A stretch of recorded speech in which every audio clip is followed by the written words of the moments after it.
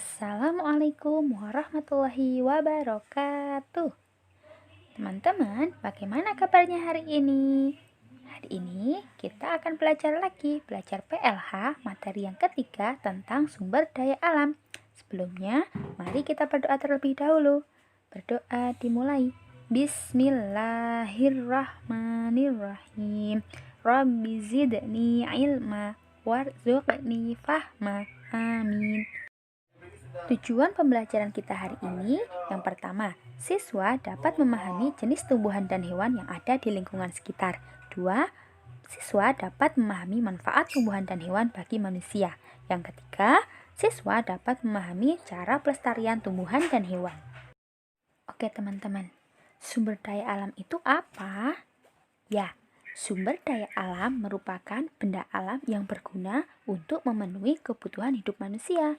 Sumber daya alam dapat berupa benda yang hidup, ada pula benda yang tak hidup.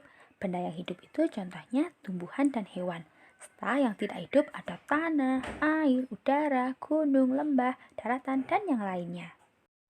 Nah, sekarang kita akan mempelajari tentang jenis dan manfaat tumbuhan serta hewan.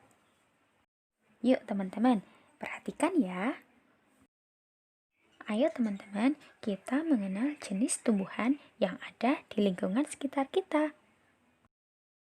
Di lingkungan sekitar kita biasanya ada pohon yang tinggi, besar. Ya, ada pohon buah-buahan. Ada pohon jambu, pohon mangga, pohon belimbing, pohon sawo, pohon kelengkeng, pohon rambutan, dan masih banyak pohon buah yang lainnya. Kalian tentu pernah melihatnya, bukan?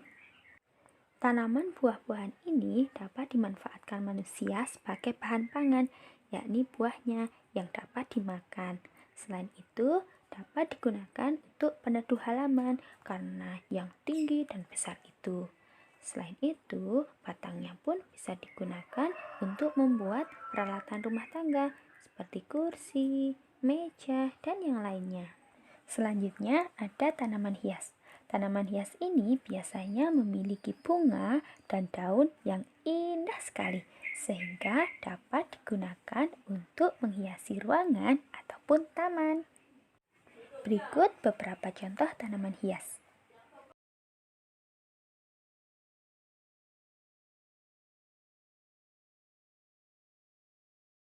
Selanjutnya ada tanaman obat. Tanaman obat ini bermanfaat sebagai obat. Contohnya ada jeruk nipis, jahe, lidah buaya, kencur, dan yang lainnya.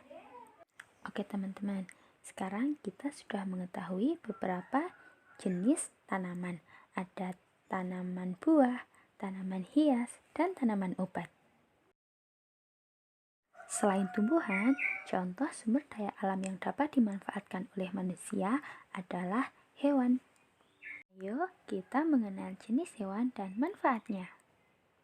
Hewan terbagi menjadi dua jenis. Ada hewan piaraan dan ada hewan liar atau langka. Yuk simak penjelasan berikut ini. Hewan piaraan adalah hewan yang dapat dipelihara di rumah.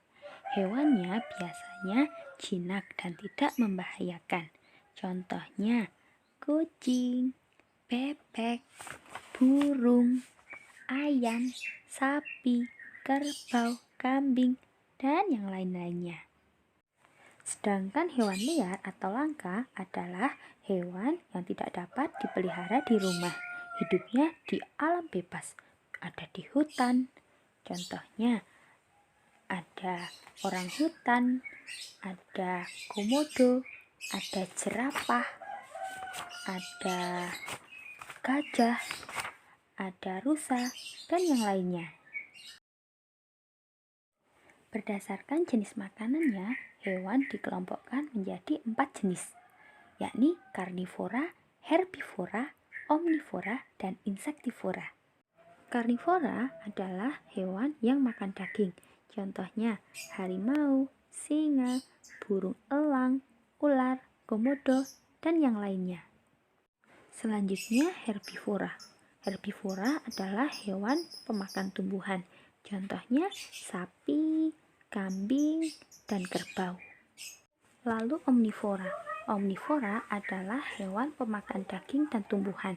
Contohnya tikus, monyet, dan beruang. Kemudian insektivora. Insektivora adalah hewan pemakan serangga. Contohnya laba-laba. Oke teman-teman, sekarang kita sudah mengetahui jenis-jenis tumbuhan dan hewan yang ada di bumi ini.